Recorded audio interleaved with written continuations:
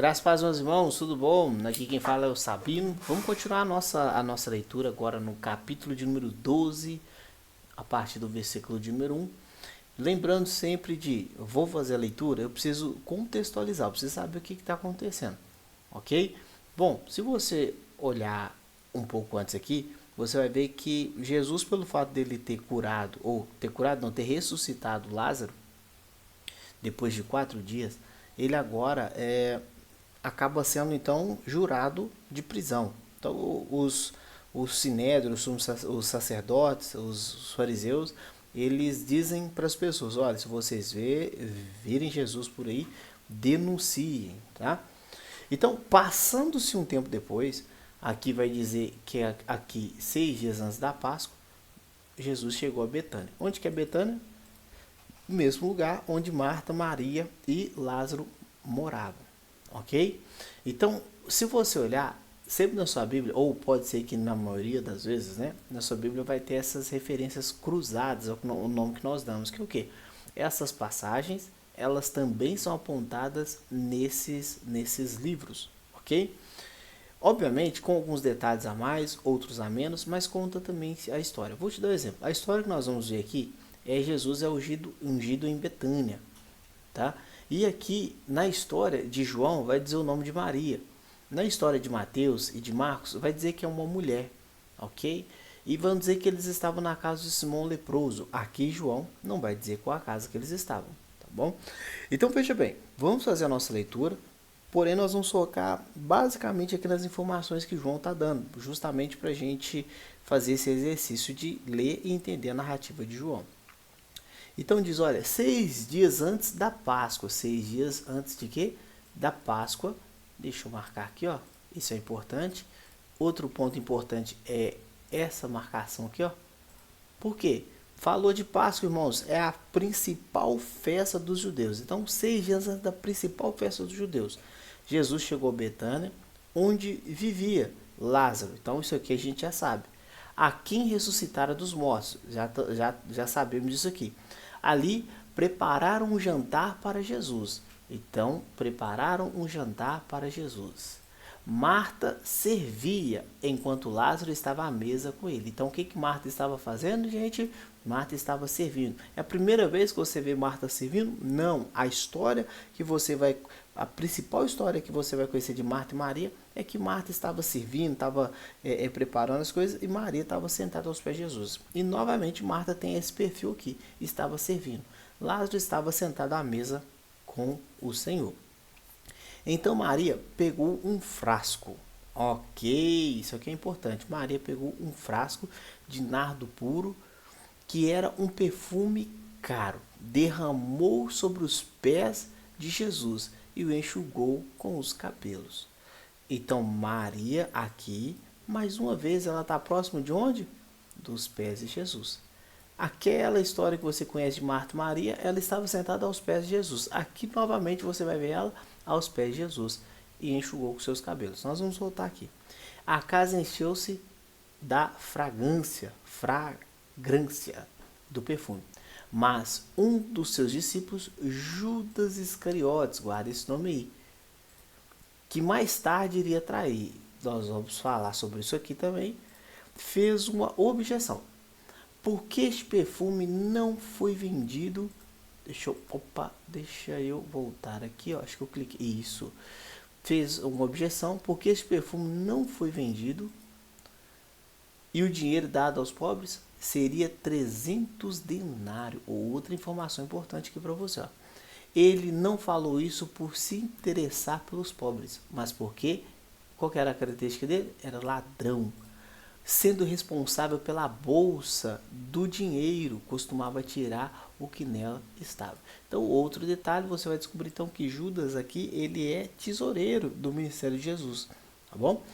Talvez você tenha ouvido falar isso por aí, mas não sabe de onde tirar essa informação. Então, aqui é um lugar que informa isso. Ele era responsável pela bolsa de dinheiro, costumava tirar o que nela era colocado, então ele roubava. Jesus diz, deixa em paz. Deixa quem? Maria. Tá? Que o guarde para o dia do... Desculpa, vamos lá. Respondeu Jesus, deixa em paz. que o guarde para o dia do meu sepultamento, pois os pobres vocês sempre terão consigo, mas a mim vocês nem sempre terão. Então, beleza.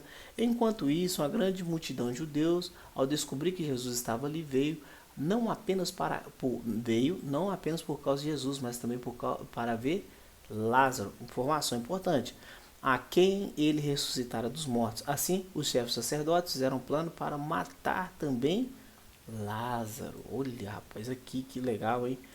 Pois por causa dele, muitos estavam se afastando dos judeus e crendo em Jesus. Beleza? Então vamos lá, vamos voltar aqui para nós entendermos. Talvez a gente faça por partes esse vídeo aqui, mas veja que interessante. 6 dias antes da Páscoa. Então, até então você não está sabendo, mas essa é a última Páscoa que Jesus vai celebrar. Então, nós estamos falando de 6 dias antes da Páscoa, 6 dias antes da morte e ressurreição de Jesus. Mas como que você sabe disso por esse texto? Porque quando aquela mulher derrama ali o perfume aos pés de Jesus, ela está preparando ele para o dia do sepultamento dele, tá? Que estava próximo. Mas o capítulo 12 já vai falar sobre isso, vai falar um pouco mais. Não precisamos entrar nisso agora.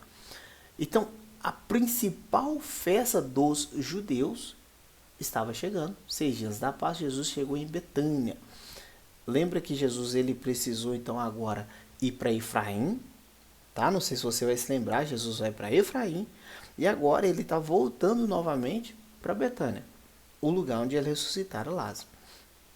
E aqui vai dizer que é onde vivia Lázaro, a quem ressuscitaram dos mortos.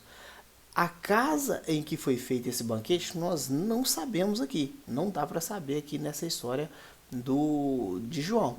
O que nós vamos saber é que eles estavam na casa de um Simão leproso. Tá?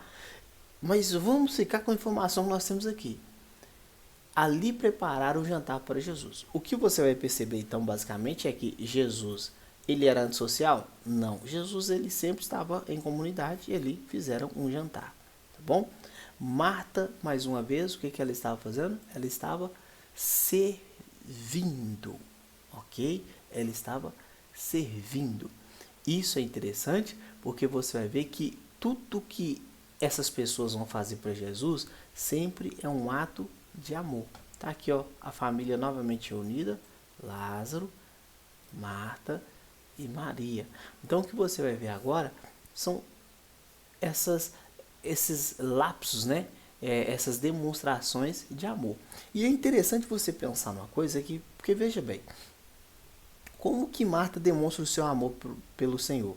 Trabalhando, servindo. Então, quando você vai ver a história em Lucas, Marta está servindo. É a forma dela demonstrar a adoração dela a Jesus, o amor dela a Jesus. Quando você vê Maria, ela as passagens que eu vou falar sobre ela, ela sempre está aos pés, ela sempre está devota, adorando, se prostrando aos pés de Jesus. Então é a forma com que ela adora Jesus. Então vamos tirar aqui um aprendizado. Veja bem, a forma com que eu consigo demonstrar o meu amor ao Senhor, talvez não seja a forma com que você consiga demonstrar o seu amor ao Senhor. A forma com que eu passo orando, talvez não seja a forma que você passa orando. Mas o Senhor recebe a nossa adoração. Não quer dizer que você tem que fazer de qualquer jeito, não quer dizer que você tem que fazer da sua forma, tem que fazer da forma que o Senhor agrada, obviamente. Mas veja, há formas diferentes de expressar o seu amor no dia a dia. A forma com que você expressa o seu amor ao seu marido é de uma forma, a forma que o seu marido expressa o seu amor por você é de outra forma. Não é da mesma forma que você. Isso é assim. Então veja que Marta ela servia e Maria ela agora pegou um frasco. E um frasco, você sabe, é algo grande? Ela pegou um barril? Não, ela pegou um frasco. Um frasco, tá? Imagina aí um frasco de perfume. E ela derramou sobre os pés de Jesus e enxugou com seus cabelos. Ela quebra alguns princípios aqui. Primeira coisa, não era comum a mulher ficar aí no meio de muitos homens, tá? Ou de pessoas, não era comum, tá? Mas o que você vai ver é que ela, por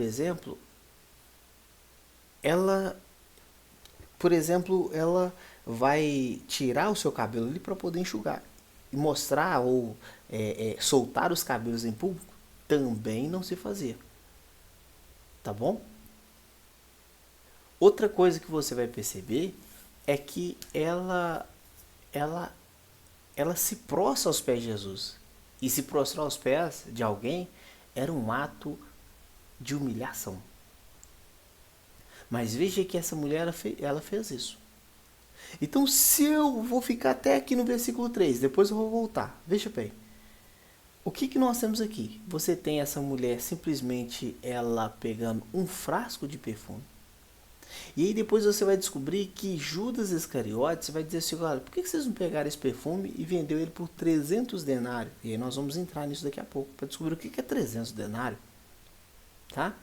Mas veja o que essa mulher faz, ela está aos pés do Senhor, ela quebra tabu, mas é a forma com que ela demonstra o seu amor é o quê? Se sacrificando. Ela não calcula o preço das coisas para poder entregar para o Senhor, ela só vai. E isso vai nos ensinar alguns princípios. Primeiro, Marta servia, Lázaro à mesa, e ela, irmãos, demonstrando seu amor sem calcular o prejuízo. Ela não queria entregar para o Senhor algo que não lhe custasse.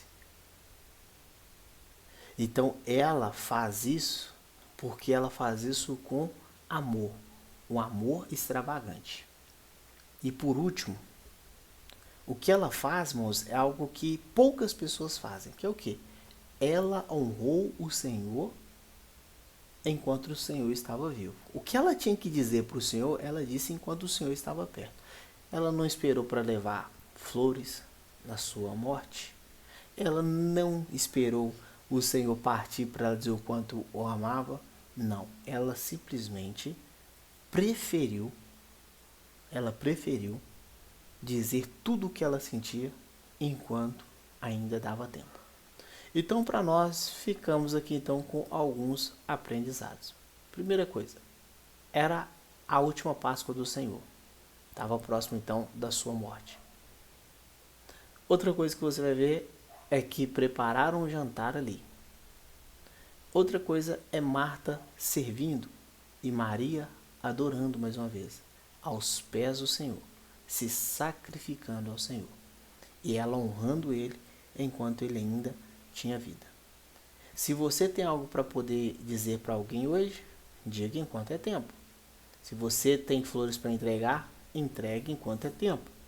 Se você tem que levar alguém a algum lugar, leve enquanto é tempo. Não espere passar a oportunidade. Na próxima leitura nós vamos continuar no versículo de número 4. E aí, aqui nós fazemos esse paralelo entre Judas e Maria. Tá bom? Porque o texto faz isso. Então eu espero você na próxima leitura. Espero que você tenha aprendido algo até aqui. Que Jesus te abençoe. Até a próxima. Tchau, tchau.